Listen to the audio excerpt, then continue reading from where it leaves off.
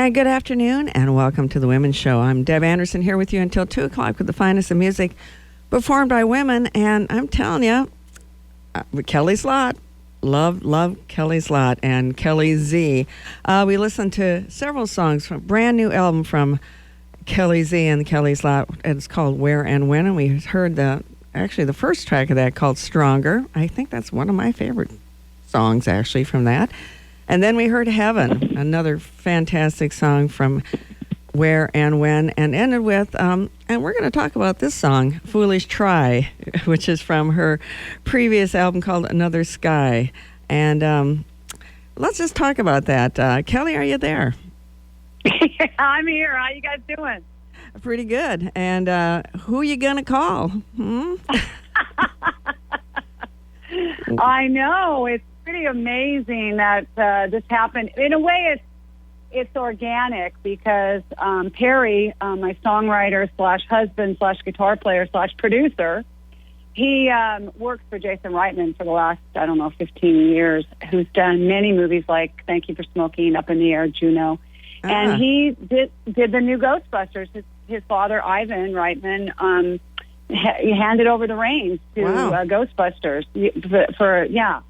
And so, but they kind of did it a little bit together in a way, and Jason wrote it with his partner, and it's just, he came in one day, Terry Robertson works for Jason and does sound for him and does all the, sound effects, the dialogue. He supervises that stuff, co-supervised this one with the guy over at Sony named Will, and Jason walked in on the mix one day and said, I love the song Foolish Try, can I put it in the movie? Wow. That's how it happened for me, and it's a lot of hard work on Perry's part, and he really likes the song. The editor, Dana Glauberman, just keeps sending me messages how much she loves that song. So I really feel like the song sold itself, but it was also a lot to do with Perry's history with Jason. Well, what an exciting surprise for me to go on your website. And by the way, I'm talking to Kelly Z of Kelly's Lot here, second time round, because we've talked before. And this seemed like such a great time to talk to you because you have that brand new album. It's Acoustic Blues, just came out, which is doing great, called Where and When. But I'm opening up your website and you're saying, our song, Foolish Try, is on the soundtrack of Ghostbusters Afterlife. And I was like, what? I was like, are you kidding me? I mean, this is like you are just breaking through into the super symphonic sphere out there. The universe is going to, after 27 years, they're going to finally know who Kelly's Lot is. I hope so. It's funny because, I've always wanted to write songs for films. I've done a few small films where I wrote songs for the film. And I'm hoping one day to do that for people like Jason. That's my forte, is to read a story or read a scene or listen to you tell me, how you're feeling today, and I write a song about it. That's what I do. I don't usually write songs about myself. So it works. And that's why people can so relate to what you write and your songs, and they're so personal. And what you did with your brand new album, Where and When, is an acoustic blues, which is the first time you've actually done a completely blues album? Yeah, absolutely. And go ahead. No, go. You go. I was saying we had a full album with horn section back in 2014 called Don't Give My Blues Away, but it had some roots of Americana on it. It was not full-on blues, but they do consider it a blues album. But this was 100% blues, this album, yeah. Absolutely, and not only did you and Perry co-write half the songs, for sure, in which I played several opening up the show, but you've taken music from some classic blues singers and kind of made them your own. We're talking Howlin' Wolf and Lovey Austin and Robert Johnson and Ma Rainey. Why did you choose those folks to do this really authentic kind of blues album that you just put out? I had, Ma Rainey's name was circling around a lot in the last couple of years because of the movie that they did. And I had been listening to her before, but didn't really dive in. I started diving in. And I've just had to pick one of her songs. I thought both songs were going to be written by her, but I learned about Levy Austin, who was the band leader for many people like Bessie Smith and Ma Rainey. She was a piano player, band leader, and she wrote Jealous Hearted Blues, which just actually this year became a public domain song. You know, that's how long ago it was. Oh, wow. And Howlin' Wolf, of course, I completely relate to him. You know, he's, to me, Howlin' Wolf with that energy and that edge. You know, it's like, that's what I want to be. I want to be as edgy as I possibly can, even though I'm, you know, I'm such a goofball. You know, goofballs have a hard time trying to be edgy. So yeah, it's a constant struggle to walk that line of goofy and edgy. Yeah, we'd have to talk. And then, no, we'd have to talk Robert to Twyla Johnson, about that. Yeah. Robert Johnson, of course. Finding those songs, Stones in My Pathway, is such a great song for anybody, any time of any century or whatever. It's just about people getting in your way or welcoming you in, but getting in your way.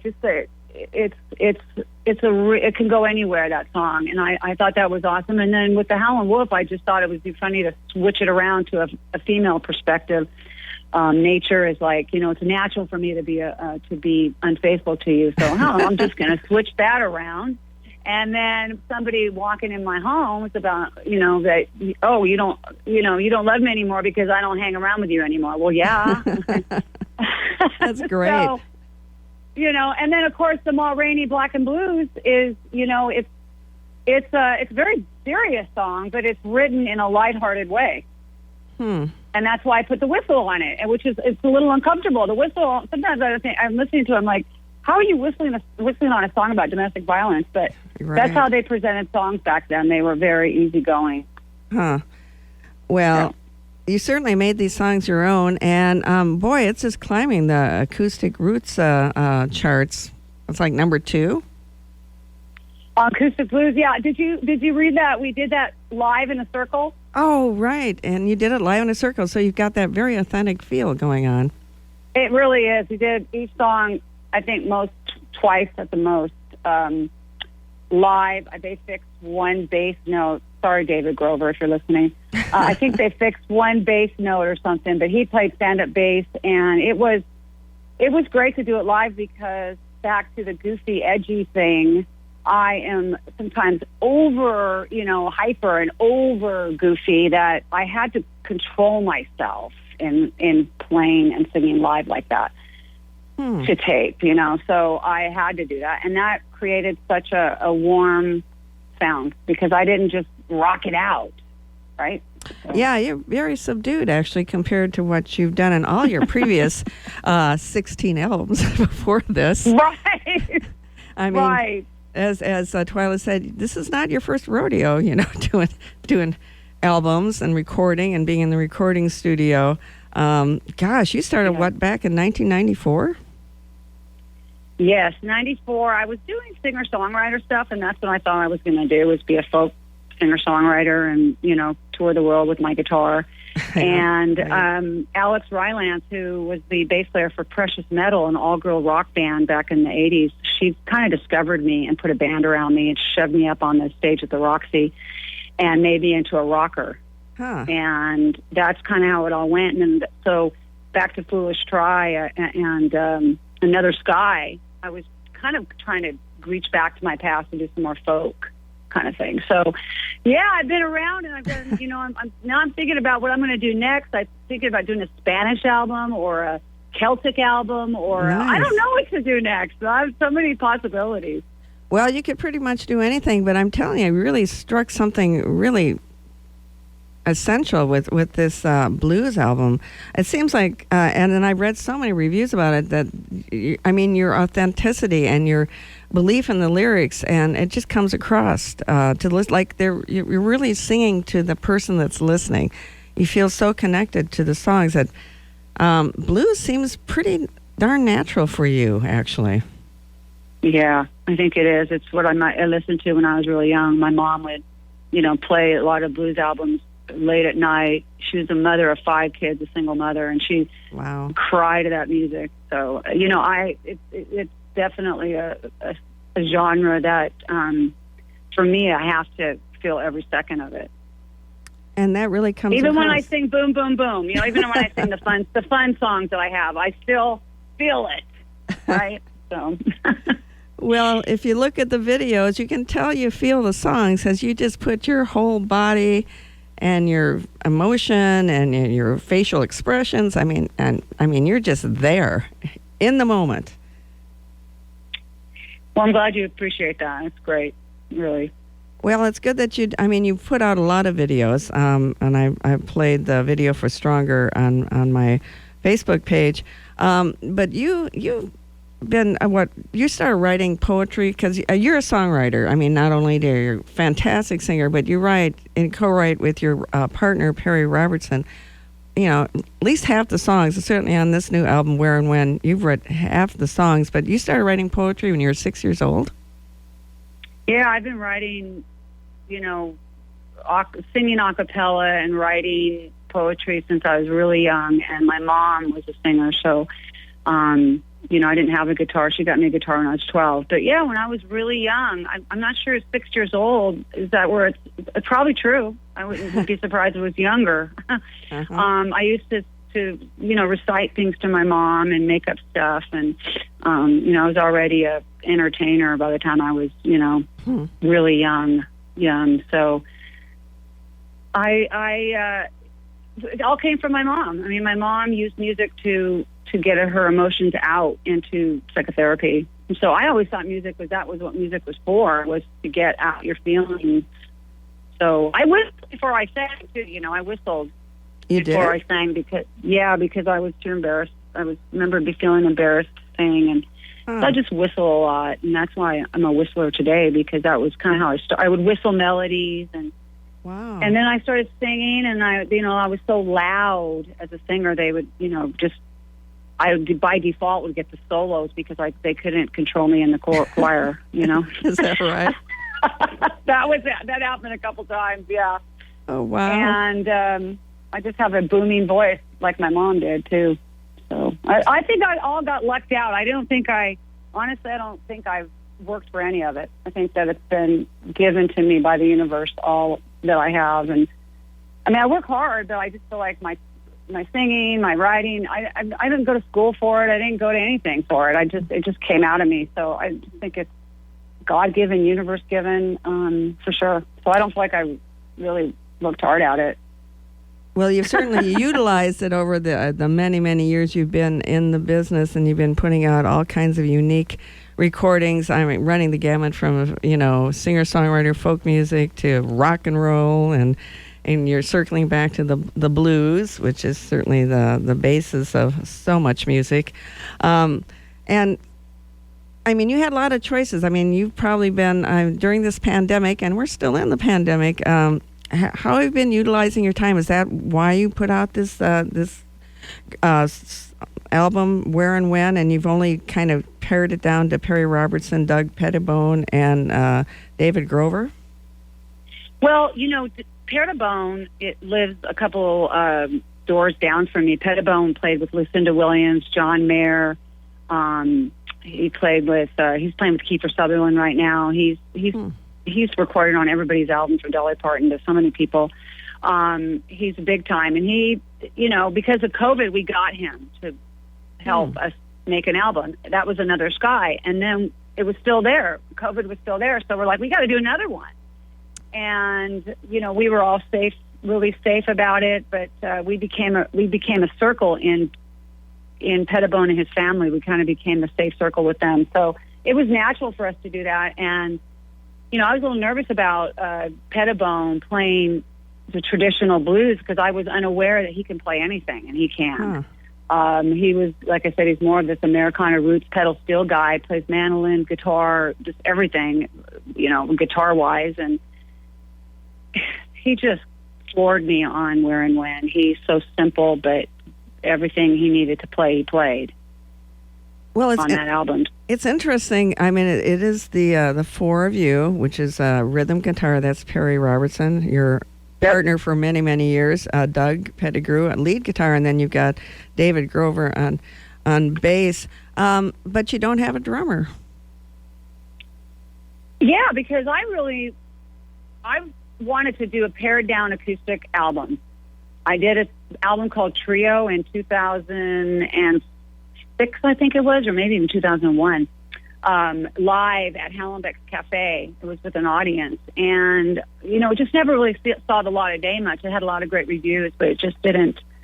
So I've always wanted to return to that. Mm-hmm. And, in a circle, we did pastrami and jam in a circle at Hallenbeck's as well. In a circle, just playing around.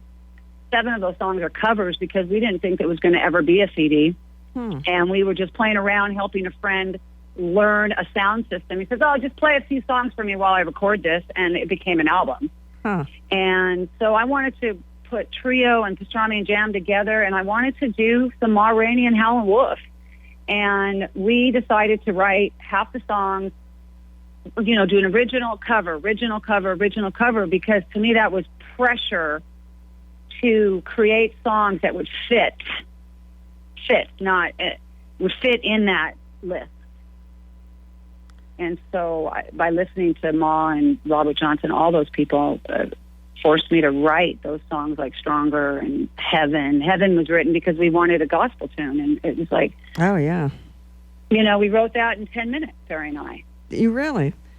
We wrote that in 10 minutes because we wanted we're missing a gospel tune on this album. We just wrote it, and it was. I don't want to go to heaven. I mean, COVID was happening. I don't want to. I say, hey, I want to go, but I don't want to go now. Right. So, yeah, in a circle, and like I said, it was. I can't believe it. I really still can't believe that came out of us. I thought we'd have to come back the next day and do more. I mean, we did it in 2 days, so I thought we'd have to probably redo some things when we first started, but we didn't. It was what it was. Very organic, very live, very there in the moment. And really, when you open it up with Stronger, and I mean, it so addresses the situation we're all in. If it doesn't kill you, it's just going to make you stronger. Yeah. True. I just as a side little story, I actually went and sang at a memorial for a really good friend of mine, and I started singing that song, and probably shouldn't sing this at a memorial, right? So, right. But I just ended up what doesn't. I think I changed the word "kill you" or something. What doesn't harm you makes you stronger, or no, something. I can't remember the word, but I changed the word automatically. Somebody screamed it out to change the word, but it's still Abby Cook, who's the designer of all my albums since 2013, and all my T-shirts, all my albums. She passed away a couple months ago of cancer, and it's just really devastating. And she would have loved if I sang that song at her memorial. So really, at the end of the day, it's still a good song. Well, absolutely, and I think appropriate for sure. And of course, Heaven is that gospel feel, and then you kind of delve into the original song's Lost. And what's that about? Depression. Oh. So many people in this COVID really have, become so depressed. I mean, I think everybody doesn't want to be locked down. Nobody wants to be locked down. Nobody wants to do all this stuff. And, talking about getting kids back in school, depression is hitting hard. Luckily for me, I don't hang on to depression very long. My system doesn't. So I'm able to power out of it. But so many of my friends and all the people that don't have a significant other that were locked down by themselves, could you imagine? It must have been hard, and that's where that song came from. Well, you definitely write some universal themes. I'm actually going to go out with Ship, which I thought was pretty optimistic. You're thinking, well, and it was interesting how you're talking about you're waiting for that ship to come in. Well, the ship's already here. Right. Yeah, I'm a number one influence for me is Cat Stevens. I think I told you that last time we interviewed, and he always spins it up. His music is very serious and deep, but it's positive. So I think that there's a little bit of that when I write songs, that trying to survive what the song is about. But that one really was, we needed to come out of that album. We needed to come out of that album with hope. Mm-hmm. And you did. And there it was. And people, I had played this song once with a friend of mine who's a singer-songwriter, and she's like, there's no way this song's about you. You've got everything you wanted. You've done everything you wanted to. You're singing, you tour the world, you get to do all this stuff. I said, it's all relative. It really is. It's all, I've held back my whole life. I've held back my whole life. And so that song was to tell me as well, your ship's already here. Take advantage of it. So it's all relative for everybody. It may look like I'm getting everything I want, but I hold back because, I have my own, I have my own emotional reasons, insecurities, all kinds of stuff. So it really was a song to everybody, including myself. Well, and that's probably why I'm going to end it, even though I kind of, is it cool for me to end it with that, or is there something else you'd like me to end the interview with? I think that's perfect. Well, there you go. Well, there's a couple other, I thought so too. You ended the album with it. So, and I'm thinking when you write an album, you kind of start at the beginning and it's kind of a full circle.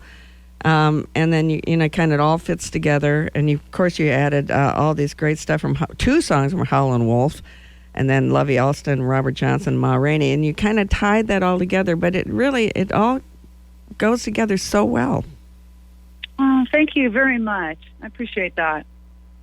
Well, you've got a couple Again, the universe is helping me. Well, you must be open to the universe. Yeah, I do. It's like funny. I said I don't work hard. I work hard at all the other stuff. I work hard at the booking and the promotion. I work hard at all that. But when it comes to the music, it just comes through. And I think most artists say that it just comes through. And Ship just came through. It was the light at the end of the tunnel. That's hopefully not a train. Right. It's a light at the end of the tunnel for everybody, including myself, and we all need it. We all need that. We do. Well, in between, you've got That Fool. Tell me about that. Oh, yeah. That Fool was also on that album I mentioned before, Don't Give My Blues Away, and it's a favorite of the band.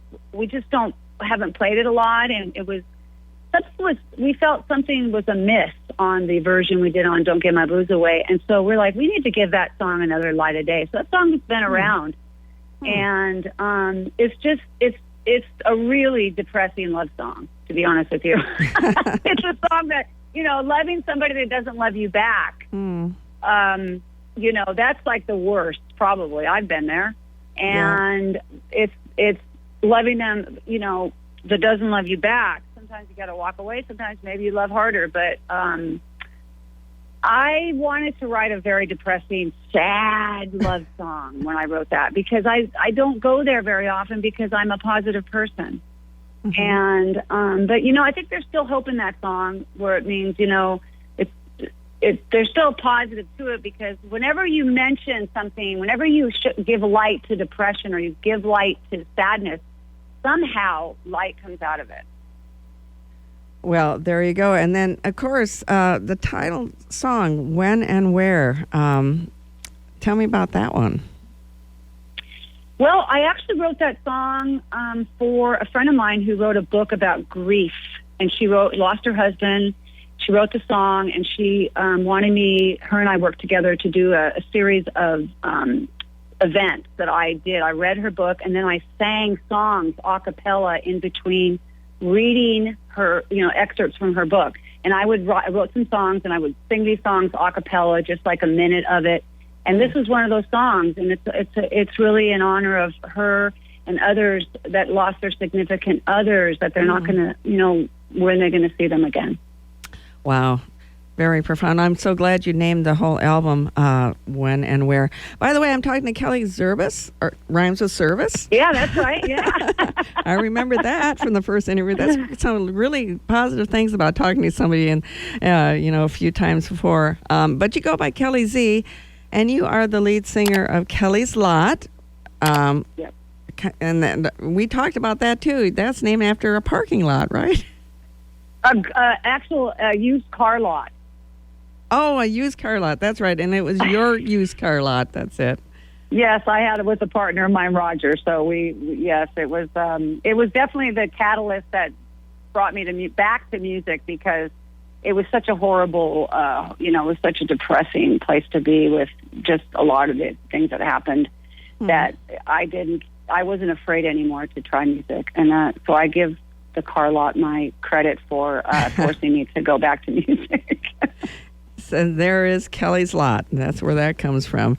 Just a couple more things. We're going to kind of wind it down because, it's been great talking to you, and I'm sure we're going to talk again. Perry Robertson, very important part of your whole music scene. Yeah. Oh, definitely.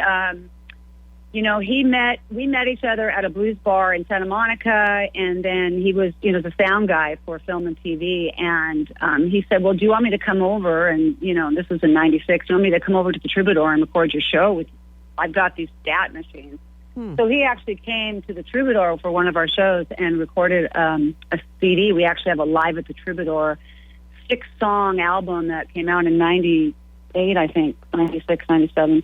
And so he did that, and just, he wasn't in the band or anything. And then Alex, the bass player I was talking to you about that really started the band with me, she ended up getting really sick and deciding that she wanted to have a family, and she had a life scare, and she said, I'm going to take a break. And I said, okay. And I was dating Perry at the time, and we looked at each other and go, well, let's just continue together. Cool. And we continued, and he ended up producing all the albums. He's from Texas. He brought the whole Texas rock and roll, Southern rock into my music, gave me that inspiration, and I think the real reason I dove back into blues rock was because of the Southern rock. And then that brought me back down to this acoustic classic blues. The classic blues is what my mom would listen to back in the day. And so it brought me back to that because of COVID. So it's extremely organic. But Perry, he's a great songwriter too. He's written at least half the songs I've written with Perry. And he just is always fiddling with that guitar. And when he fiddles, some magic happens. Well, great. Well, magic does happen with you, Kelly Z. I'm telling you, I had no idea. So many great things are going on with the song and the soundtrack for Ghostbusters Afterlife. So you're just going to have to start, singing the Ghostbusters songs and who you gonna call kind of thing, because that's a good idea. I think that's going to have to be on your answering on your phone, on your answering machine or whatever. That's who you gonna call. Good idea. Yeah, there you go. Foolish Try. I love it. And it has that Tex-Mex, and you sing in Spanish. I mean, it has it really going on.